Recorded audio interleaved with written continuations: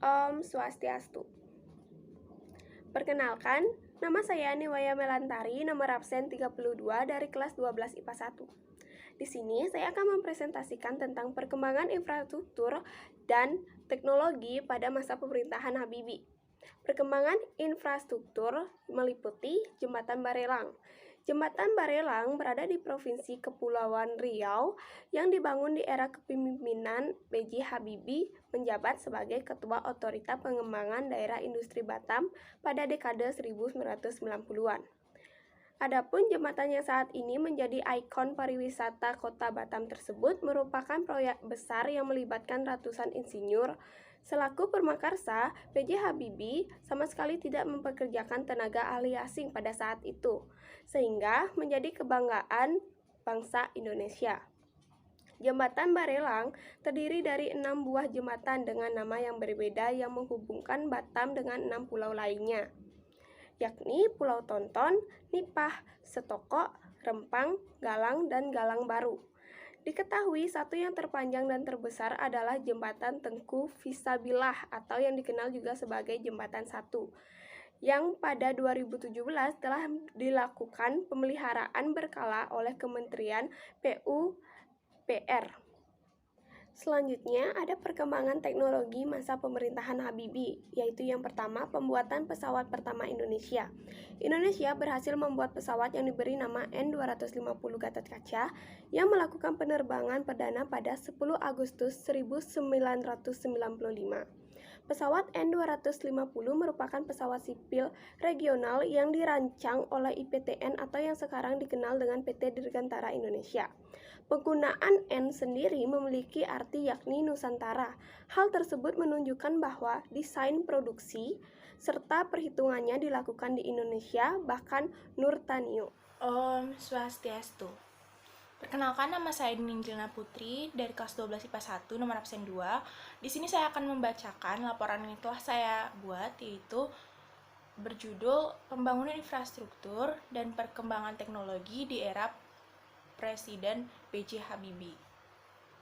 Saya akan membacakannya mulai dari pendahuluan. Pembangunan infrastruktur. Selain berfokus kepada perbaikan ekonomi, Presiden B.J. Habibie juga ikut berkontribusi dalam pembangunan infrastruktur negara melalui Jembatan Barelang di Kepulauan Riau yang menjadi salah satu proyek masterpiece dirinya. Tujuan dibangunnya Jembatan Barelang adalah guna memperluas wilayah kerja Otorita Batam. Barelang sendiri merupakan singkatan dari kata Batam, Rempang, dan Galang, sehingga Jembatan Barelang disebut sebagai sekumpulan jembatan yang menghubungkan beberapa gugusan pulau di Kepulauan Riau, yakni Batam, Tonton, Nipah, Sekoto, Rempang, Galang, dan Galang Baru. Sebagian orang boleh menyebut megaproyek infrastruktur ini dengan sebutan Jembatan Barelang, sedangkan sebagiannya lagi menyebutnya sebagai Jembatan Habibie sebagai bentuk penghargaan atas jasa Presiden B.J. Habibie dalam mengembangkan Pulau Batam sebagai pulau industri. Trans Barelang yang kini menjadi ikon pariwisata kota Batam merupakan salah satu proyek besar yang melibatkan ratusan insinyur Indonesia tanpa campur tangan tenaga ahli asing. Biaya anggaran yang dirogoh Otorita Batam saat itu sebesar 400 miliar dengan lama pembangunan hingga 6 tahun, yaitu dari tahun 1992 hingga 1998. Trans Barelang terdiri dari 6 buah jembatan dengan panjang mencapai 2.264 km, sedangkan panjang jalan Trans Barelang sendiri ialah 54 km. Sekarang saya akan membacakan tentang perkembangan teknologi. Presiden ketiga Republik Indonesia yaitu Bapak B.J. Habibie merupakan tokoh panutan bangsa Indonesia. Beliau dipandang sebagai sosok yang cerdas dan banyak berkontribusi untuk negara, khususnya di bidang teknologi penerbangan. Kontribusinya pun membuat B.J. Habibie menyandang gelar Bapak Teknologi Indonesia. Berikut hasil kontribusi B.J. Habibie dalam perkembangan teknologi di Indonesia. Yang pertama ialah mendirikan Badan Pengkajian dan Penerapan Teknologi atau BPPT. B.J. Habibie merupakan pendiri Badan Pengkajian dan Penerapan Teknologi. BPPT merupakan badan pemerintahan non-kementerian yang berada di bawah koordinasi Kementerian Riset dan Pendidikan Tinggi atau Kemenristek-Dikti. Lembaga ini mempunyai tugas melaksanakan tugas pemerintahan di bidang pengkajian dan penerapan teknologi. Yang ketiga yaitu berhasil membuat pesawat pertama di Indonesia. Indonesia mampu menciptakan pesawat terbang sendiri. Hal tersebut juga tidak lepas dari jasa B.J. Habibie. Indonesia berhasil membuat pesawat terbang yang diberi nama N250 Gatot-Kaca yang melakukan penerbangan perdana pada tanggal 10 Agustus 1995. Pesawat N250 merupakan pesawat sipil regional yang dirancang oleh IPTN atau yang sekarang dikenal dengan PT Dirgantara Indonesia di Indonesia Aerospace. Penggunaan N sendiri memiliki arti yakni Nusantara. Hal tersebut menunjukkan bahwa desain, produksi, serta perhitungannya dilakukan di Indonesia, bahkan Nurtanio. Yang terakhir, karyanya dibeli NASA. Habibie juga berhasil membuat prototipe DO-31 yang merupakan pesawat baling-baling tetap pertama yang mampu tinggal landas dan mendarat secara vertikal yang dikembangkan HBF or HBF bersama industri Dornier. Badan Penerbangan dan Luar Angkasa Amerika Serikat atau kita kenal dengan NASA pun memutuskan untuk membeli rancangan pesawat Habibie. Hal tersebut membuat Habibie dilirik Messerschmitt Böhler Bomb Group atau MBB, yakni sebuah industri pesawat terbesar yang bermarkas di Hamburg. Karir Habibie di MBB terus meningkat. Jabatan Direktur Teknologi MBB didapatkannya pada tahun 1974. Om Swastiastu. Perkenalkan, nama saya Kata Intan Nurastuti dari kelas 12 IPA 1 nomor absen 17. Pada kesempatan kali ini, saya ingin mempresentasikan materi yaitu pembangunan infrastruktur oleh Joko Widodo Trans Papua. Di era reformasi saat ini, presiden yang memimpin di Indonesia adalah Joko Widodo. Beliau mulai memimpin di Indonesia sejak tahun 2014 hingga saat ini. Pada saat beliau menjadi presiden di Indonesia, beliau telah melakukan pembangunan infrastruktur, yaitu Trans Papua. Trans Papua merupakan jalan nasional yang menghubungkan Provinsi Papua Barat dan Provinsi Papua. Pembangunan ini sangat bermanfaat bagi masyarakat karena bisa menjadi prasarana transportasi guna memindahkan barang atau jasa dari satu tempat ke tempat lainnya secara mudah dan efektif. Trans Papua merupakan pembangunan infrastruktur yang sebenarnya telah ada sejak era B.J. Habibie. Akan tetapi, proyek Trans Papua secara agresif dikerjakan sejak tahun 2014 oleh Joko Widodo, saat ia resmi menjabat sebagai presiden di Indonesia. Proses pengerjaan Trans Papua yang membentang hutan dan membelah gunung itu merupakan proyek besar yang memiliki panjang 4.330 km dari Sorong ke Merauke. Anggaran pengerjaan Trans Papua dikatakan cukup besar. Pada tahun 2016, pemerintahan menggelontarkan 2,6 triliun. Pada tahun 2017, anggaran Trans Papua mencapai 3,4 triliun. Dan pada tahun 2018, anggaran untuk Papua Barat saja mencapai 1,6 triliun. Pengerjaan Trans Papua menjadi sebuah program yang ditargetkan berupa aspal dan penggerasan tanah, di mana pengerjaannya dibagi menjadi 10 segmen. Dari 10 segmen yang ada, Presiden Joko Widodo pernah mencoba untuk melewati salah satu segmennya, yaitu segmen 5. Menurutnya jalur tersebut memang agak terjal. Jokowi menegaskan agar terus merampungkan proyek tersebut untuk mempermudah akses dan mobilitas masyarakat. Jalan Trans Papua ditargetkan akan rampung pada tahun 2019 dengan rincian 3.259 km di Provinsi Papua dan 1.070 km di Provinsi Papua Barat. Kendati ditargetkan akan rampung pada tahun 2019, namun tidak semua jalan akan diaspal, karena diperkirakan ada 1.678 km yang belum diaspal di Provinsi Papua. Dengan semua perkiraan ini, Joko Widodo tetap ingin melanjutkannya karena ia ingin keadilan sosial bagi seluruh rakyat Indonesia. Namun, di sisi lain, Kementerian Pekerjaan Umum dan Perumahan Rakyat atau PUPR akan menyetop sementara proyek ini karena kendala keamanan dan memerlukan biaya yang cukup mahal.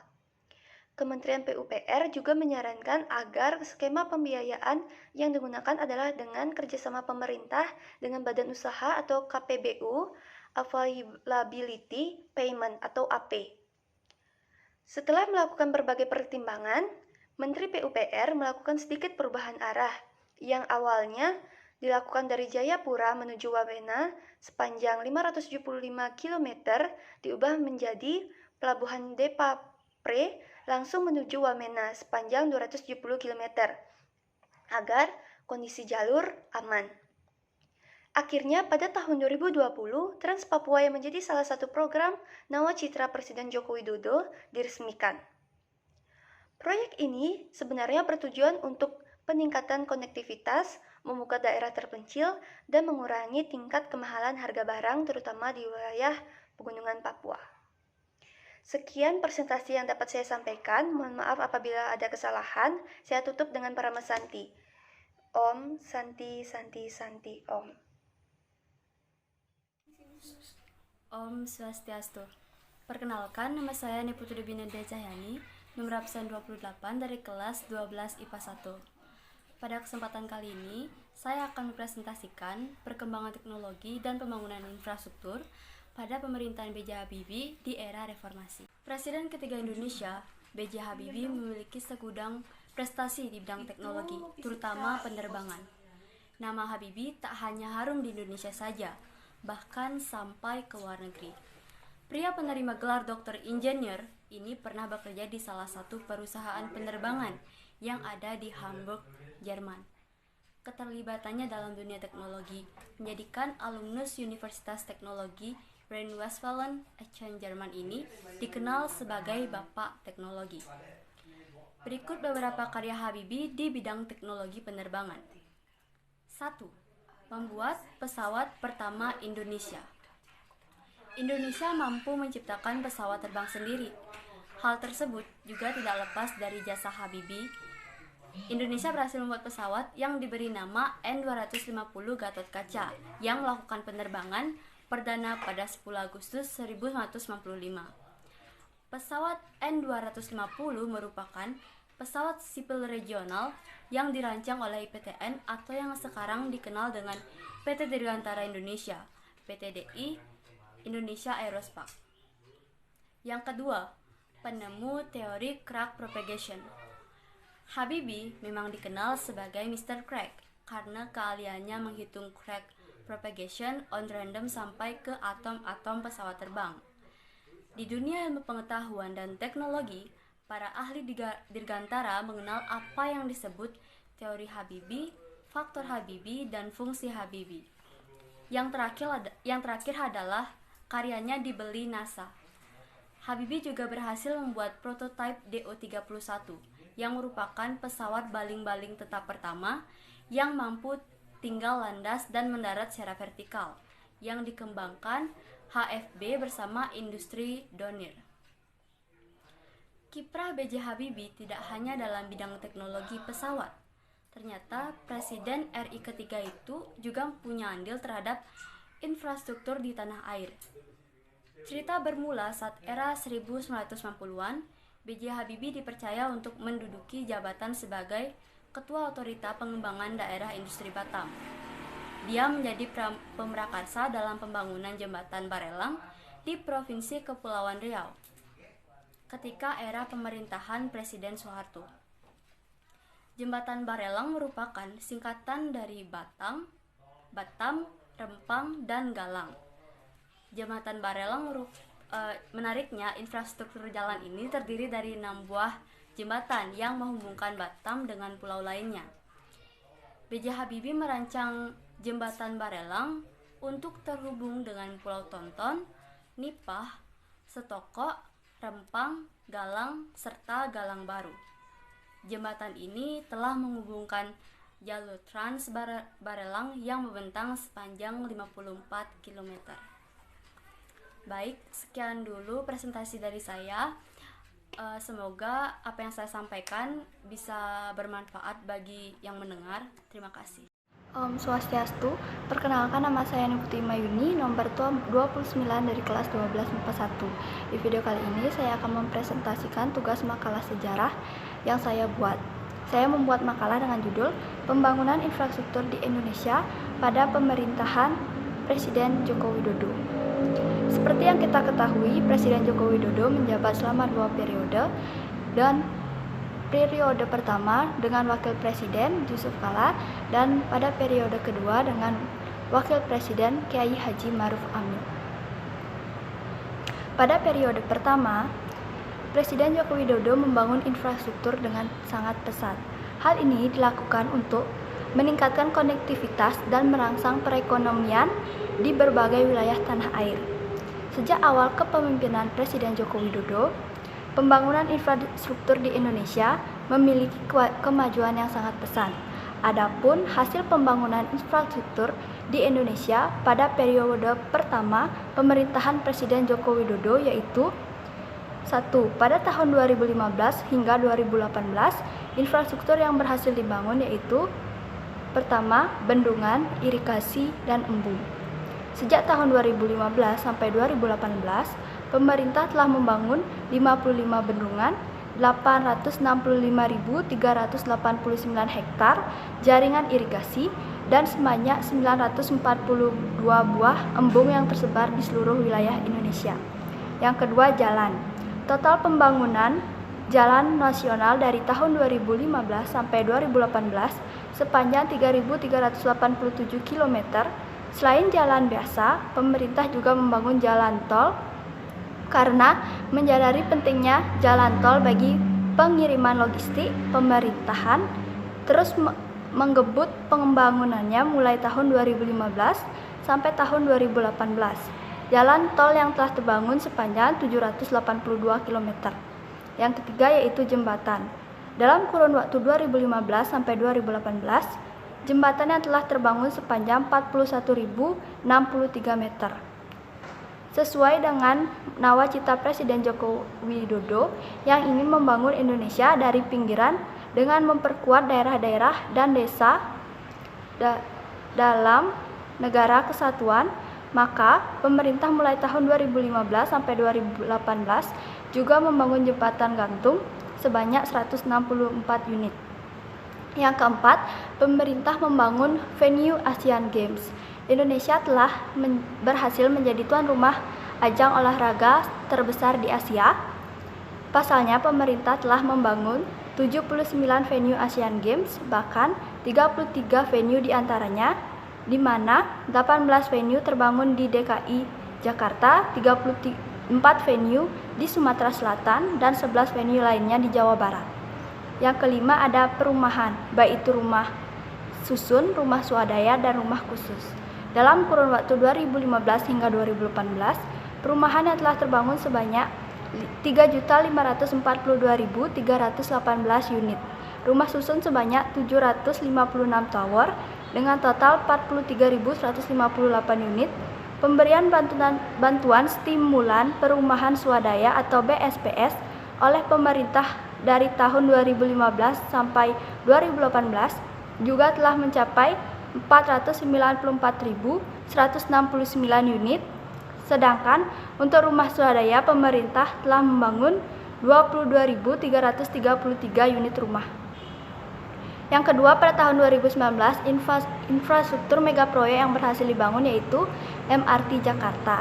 Sejak MRT Jakarta diresmikan, infrastruktur ini mendapat sambutan meriah dari masyarakat, khususnya warga ibu kota. Yang kedua, pembangunan infrastruktur pada periode kedua yaitu 2019 sampai 2024. Pada periode kedua, Presiden Joko Widodo masih memfokuskan kerja pada pembangunan infrastruktur di berbagai wilayah Indonesia. Adapun hasil pembangunan infrastruktur pada periode pertama pemerintahan Presiden Jokowi, pada periode kedua pemerintahan Presiden Joko Widodo yaitu 1. Pada tahun 2019 hingga 2021, Infrastruktur megaproyek yang berhasil dibangun yaitu: pertama, jalan tol. Jalan tol yang berhasil dibangun seperti Jalan Bakahuni Lampung, Jalan Tol Layang Jakarta Cikampek, Jalan Tol Pandaan Malang, Jalan Tol Pekanbaru, Kundis dan Dumai atau Tol Permai, Jalan Tol Krian Legundi Bundar Manyar atau KLBM di Jawa Timur, dan pada 2021 ruas jalan tol yang membentang sepanjang 490 km yang diresmikan Jokowi. Ruas tol tersebut terbagi menjadi 3 wilayah, yakni Jalan Tol Non-Trans 115.008 km, Jalan Tol Jabodetabek 116 km, dan Jalan Tol Trans Sumatera sepanjang 192,4 km. Yang kedua ada bandara. Bandara yang berhasil dibangun seperti Bandara Udara Baru Yogyakarta atau Yogyakarta International Airport atau YIA, Bandara Mopah di Merauke, Bandara Ngolaram di Blora, Bandara Tebelian Sintang di Kalimantan Barat, Bandara Toraja atau Buntu Kunik di Kabupaten Tanah Toraja, dan Bandara Pantar di Kabupaten Alor, Nusa Tenggara Timur. Yang ketiga ada kawasan industri.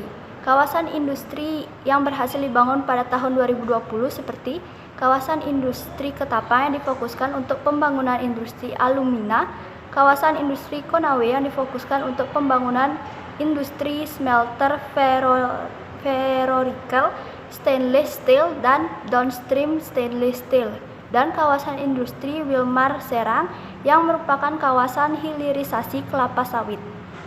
Yang keempat ada bendungan. Terdapat 13 bendungan yang diresmikan Jokowi tahun 2021 seperti Bendungan Tukul di Pacitan, Jawa Timur, Bendungan Tapin di Kalimantan Selatan, Bendungan Napun Gate di NTT, dan banyak lagi bendungan yang lainnya.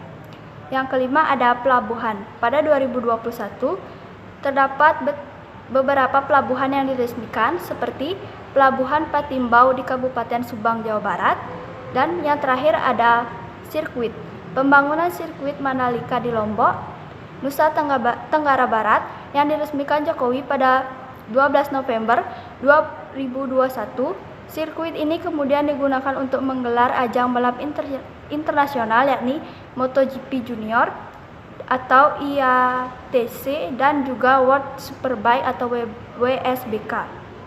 Baik, sekian penjelasan saya mengenai pembangunan infrastruktur di Indonesia pada masa pemerintahan Presiden Joko Widodo. Jika ada salah, saya mohon maaf. Saya tutup dengan Parma Santi. Om Santi Santi Santi Om.